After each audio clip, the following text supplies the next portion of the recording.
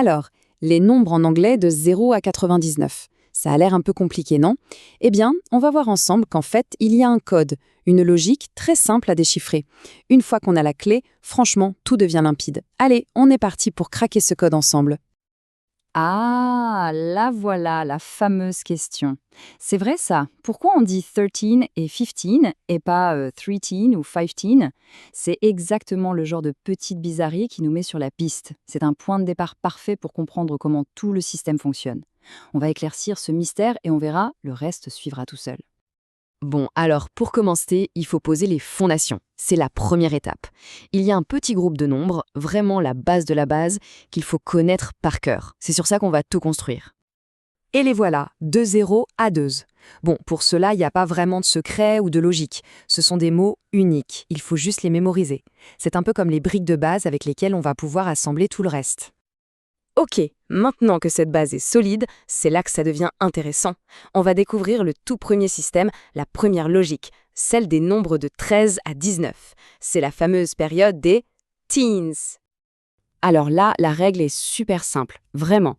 On prend un chiffre de base et on vient lui coller le suffixe teen. C'est ça le premier code à retenir. Ce petit mot, teen, c'est la clé pour toute cette série de nombres. Et le truc qui est génial, c'est que ce n'est pas du tout un hasard. Le mot anglais, teenager, ça vient de là en fait. Un teenager, c'est quelqu'un qui a entre 13 ans, et 19 ans. C'est un moyen mnémotechnique absolument parfait pour ne plus jamais oublier ce groupe de nombres. Évidemment, ce serait trop simple sinon, il y a deux petites exceptions juste pour pimenter un peu les choses. Alors que pour la plupart, ça marche nickel, comme 4 qui devient 14 ou 6 qui devient 16, eh bien 3, lui, se transforme en 13 et 5 devient 15. C'est tout. Ce sont vraiment les deux seules petites modifications à retenir pour tout ce groupe. Et côté prononciation, alors là, c'est encore plus simple.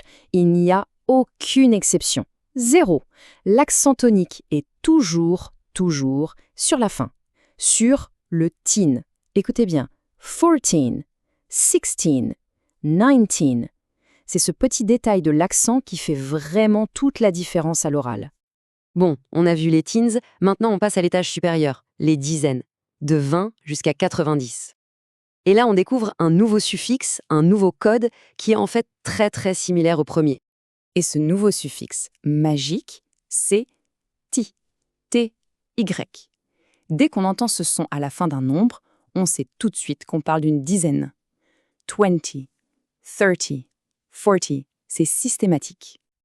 Et tout comme pour les teens, on a quelques petites variations à l'écrit. Par exemple, 20, 30 et 50 sont un peu modifiés par rapport à leurs racines. Et attention, petit piège classique, 40 perd le U de 4.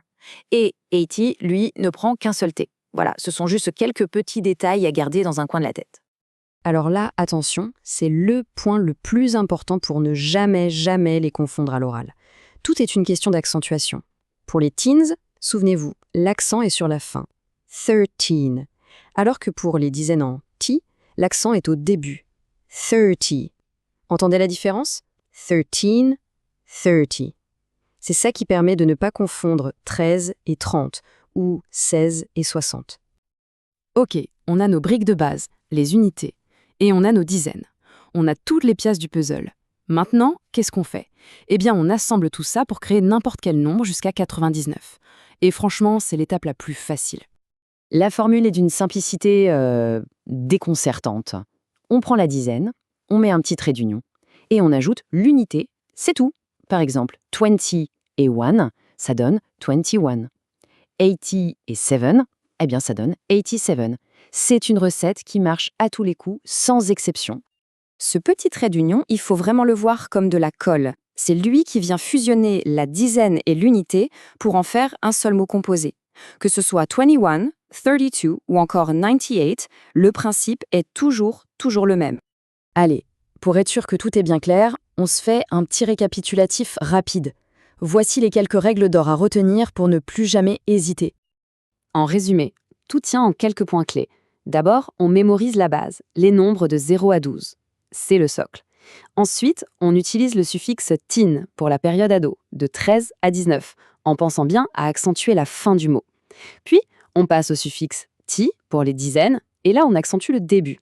Et pour finir, le trait d'union, notre fameuse colle pour assembler dizaines et unités. Voilà, c'est aussi simple que ça.